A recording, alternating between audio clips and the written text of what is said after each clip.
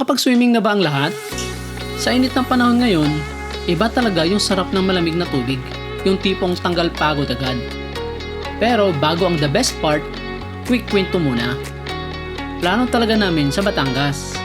Kaso, nung nakita namin yung presyo ng gasolina, napaatras kami. Sabi namin, wag, pas muna. Pero syempre, hindi papayag ang mga bata. Tuloy pa rin ang kulit hanggang sa napasuko rin kami. So instead na malayo, naghanap na lang kami ng malapit. Buti na lang, maraming hidden gems dito sa Montalban. At isa na doon ang Hillside Resort Montalban. Saktong-sakto pa, 15 minutes lang mula sa bahay namin. Kaya ayun, biglang lakad pero sulit na sulit. Noong papalapit na kami sa resort, napansin namin agad ang lapit niya sa bundok ng Montalban. Kaya literal talaga na hillside. Pagkapasok namin sa entrance, nakahanap naman kami agad ng parking. Hindi na hassle.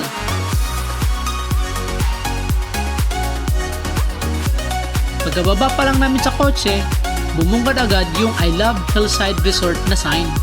Sakto at tapat lang siya ng parking. Siyempre, hindi pwedeng palampasin yan. Picture muna, pang souvenir. After that, dumiretso na kami sa entrance para mag-register at magbayad ng entrance at cottage fee. Katapos, dumiretso na kami sa cottage namin. Medyo may kalayuan lang ng konti yung pinili namin, kaya naglakad muna kami ng ilang minuto. Pero habang naglalakad kami, may sumisilip agad na view sa amin, yung swimming pool. At sa unang tingin pa lang, namangha na kami. Ang ganda ng setup at ang dami nang nag-enjoy sa tubig. Doon pa lang, ramdam na namin sulit to.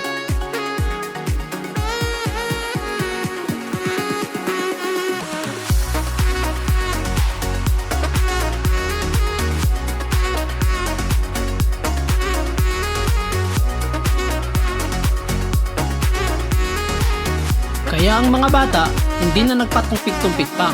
Diretso agad sa tubig. Parang wala nang hintayan. Talon agad. Tampisaw agad. Enjoy agad. At habang pinapanood namin sila, ang saya lang. Yung tipong simpleng tubig lang, pero grabe yung tawa at excitement nila. Doon mo talaga makikita, hindi mo kailangan ng sobrang bongga para maging masaya. Happy kids, happy wife, definitely happy life. Habang nakatingin ako sa kanila, napaisip ako, ang sarap siguro ulit maging bata. Yung wala kang iniisip, laro lang, masaya lang. Parang gusto ko rin mayatang bumalik pagkabata kahit sandali lang.